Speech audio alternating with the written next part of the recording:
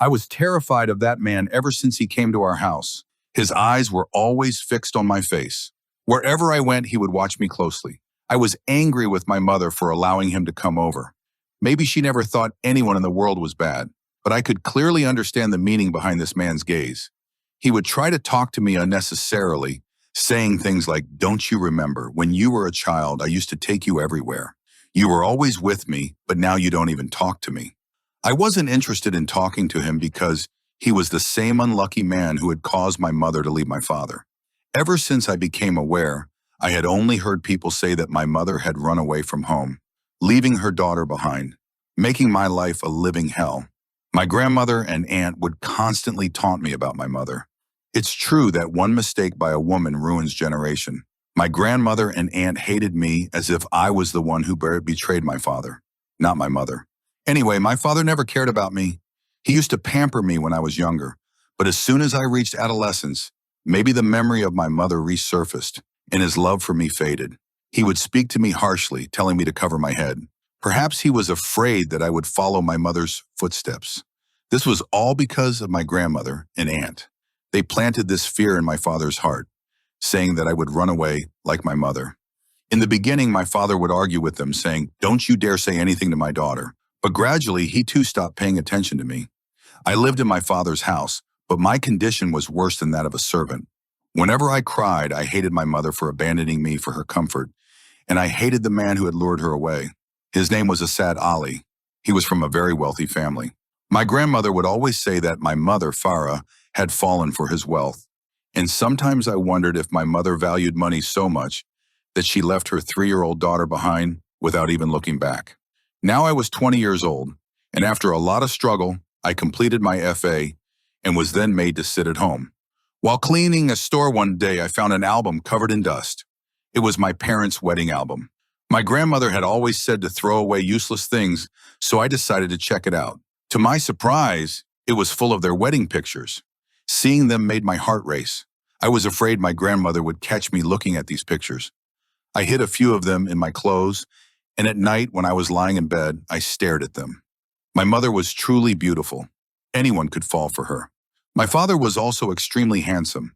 They both looked so happy in the wedding photo. Suddenly, I was overwhelmed with emotion, and I cried a lot that night. I missed my mother. I wished she was here so she could see how her actions had punished her own daughter. One day, I went shopping with my friend. It was her wedding, and she insisted I join her. Her mother had to get permission from my father, and my grandmother and aunt didn't stop me. At the shopping mall, I saw my mother, and I couldn't believe my eyes. She was driving a car alone, without any veil or headscarf. I stared at her in shock. Even after years, I recognized her. She drove away in her car, and I couldn't help but feel more hatred toward her.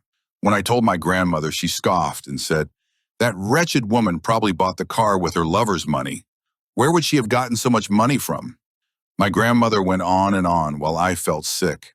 I had been feeling weak and unwell lately, and I couldn't figure out what was happening to me. One day, my grandmother told my father, "Take Sarah to the doctor. She can't even get out of bed. Who will do the work around the house?" They were only worried about their chores. My father took me to the doctor, who scolded him for not noticing my condition earlier.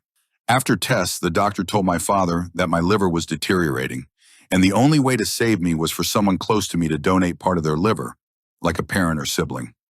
My father cried, "My daughter has no one except me." All of my father's tests were done, but his liver was in bad condition too, with fat deposits. Both of us were devastated, while no one else seemed to care. I lay in bed when one day my father came to me and said, "My child, I can't bear to see you die. You are trying to find your mother. Perhaps her liver will be a match for you." He looked so distressed. I replied, "No, Baba, I will not take any favor from that woman who had no regard for your innocence or your honor." My father started crying. "I loved your mother very much, and I still can't forget her. Otherwise, I could have remarried, but because of you, I kept you away or from a father's love." I tried to comfort him, telling him that I had forgiven him.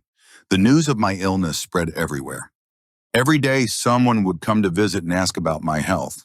One day, that man came to our house, the one I hated deeply, the one who took my mother away from me. Looking at his clothes, it seemed he was quite wealthy, As soon as he entered, my grandmother and aunt began shouting at him, "How dare you come here? Get out of our house!"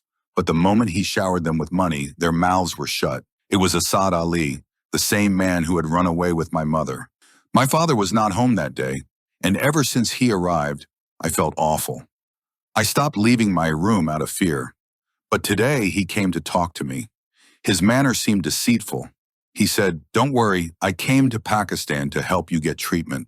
I looked at him with hearted and said, "I don't want any charity or favors from you, uncle. It would be better for me to tea than to accept anything from you." He asked, "What favor, dear?" I replied, "You were the one who took my mother away from me. Did you not feel pity for me then? And now you come to show sympathy." He then said, "Your mother was blameless, and so was I. Your mother was a pure woman." I looked at him in surprise as he continued. "When I returned to Pakistan after completing my studies, I found out that Babar had married the woman he loved. Babar's marriage had been arranged since childhood, but he didn't want it. He loved your mother, Farah, and when he told his mother, she refused. Farah, on the other hand, had no one. She was an orphan, and her aunt, who was very ill, wanted to get rid of her responsibility as soon as possible. Babar had no choice but to marry Farah and bring her home. His mother and fiancé were very upset, but Babar was happy because Farah was his wife. Babar's fiancé and his mother planned to somehow get rid of Farah, and they constantly complained about her. But Babar understood them. As time passed, Farah became pregnant. Babar gave her everything she wanted, but one day you were born. However, they all hated both of you. When I came to their house, you were 3 years old. I loved you very much. One day your aunt told me to make you sleep in my room because Farah wasn't feeling well. I thought it was strange, but I put you to sleep with some toys. Suddenly, Farah came into my room looking for you and said, "Brother, why did you put her to sleep in your room? I've been looking for her." Just then there was a loud bang, and Babar's fiancé started yelling, "Oh my God! Farah is in a sad room." Babar arrived right then. Farah was trying to lift you from the bed when your grandmother started shouting. I thought Babar would trust me and Farah, but instead he left the house immediately. Those 3 women dragged your mother by her hair and beat her up, throwing her out of the house. She screamed, but no one listened to her. I tried to explain to them, but they wouldn't listen. I ended up taking your mother with me, as they had thrown her onto the street. I told her, "You need to leave this place," but she said that Babar had already made his decision. She was silent because she believed he thought she was guilty too. She refused to justify herself. She called many times trying to come back and take you with her, but they never allowed her to return. I tried to convince your father, but he wouldn't listen to me. Then I fell ill. I was very distressed. The illness wouldn't leave me. I thought maybe it was my curse that had caused this, even though I was innocent. Uncle Assad broke down in tears as he continued to explain. "No, dear, your mother is a very strong woman. She carried her burden on her own. She worked hard, gave tuition to children. When she left, she was pregnant and gave birth to twin boys. She managed everything by herself. During the day, she drove an Uber, and in the evenings, she taught tuition. I was surprised to learn that I had 2 brothers. Uncle smiled as he shared this information. I looked behind and saw Baba standing there, quietly listening to everything. Uncle turned to Baba and said, "Baba, now you can believe me. Farah is innocent. She is a pure and strong woman, and she carried her load alone. Otherwise, she could have remarried, but she never married anyone."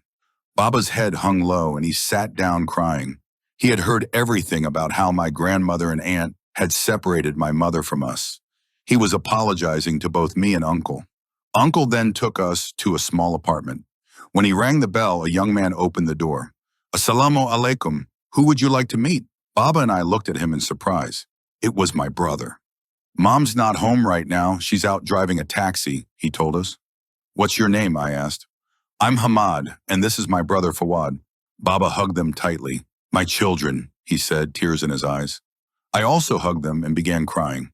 After a while, Mom arrived. When she saw us, she immediately understood and pulled me into her arms, crying, My child, my life, I am seeing you after all these years. What has become of you?" "Mom, I'm perfectly fine. Please don't cry." Suddenly, Baba came and fell at her feet. "Forgive me, Farah. I know I'm not worthy of forgiveness, but for the sake of Allah, please forgive me." "Baba, I have no complaints against you. "You may go now," my mother replied. Mom took me to her room while Uncle took Baba back home. At that moment, Mom didn't know I had liver disease, but Uncle gently explained everything to her. She became very anxious. "Don't worry, Farah. I came to Pakistan for this reason. I heard about Baybar's daughter having cancer, and that's why I came here, to help you get treated. I know liver transplant treatment costs millions, but don't worry, I'll help with everything." I managed to calm Mom down. Later, we both underwent tests, and our livers were matched.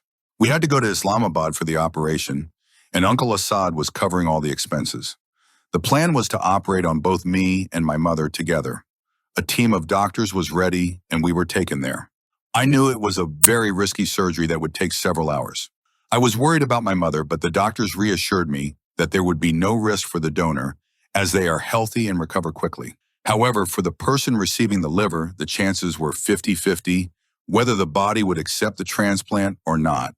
But the doctors assured me, "Don't worry, we're confident your surgery will be a success." The surgery began in the morning and lasted until late at night.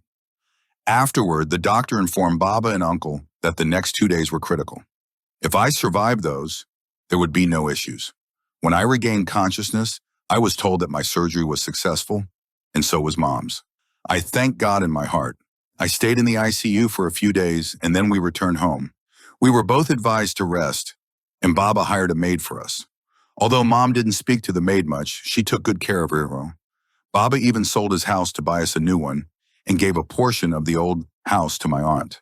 However, Mom still hadn't forgiven Baba, and he would visit once or twice a week. One day, my aunt came asking for money for my grandmother's surgery. "Why should I give them money? I don't even like the sight of them," she said angrily. "If you don't give it, then who will?" I remembered that this was the same attitude they had shown me before, but my mother was generous. She gave money for my grandmother's surgery. I was still amazed by my mother's generosity. I prayed that she would forgive Baba too. I wanted to live with them in peace. Now I pray that somehow a way can be found for my mother and father to be reunited.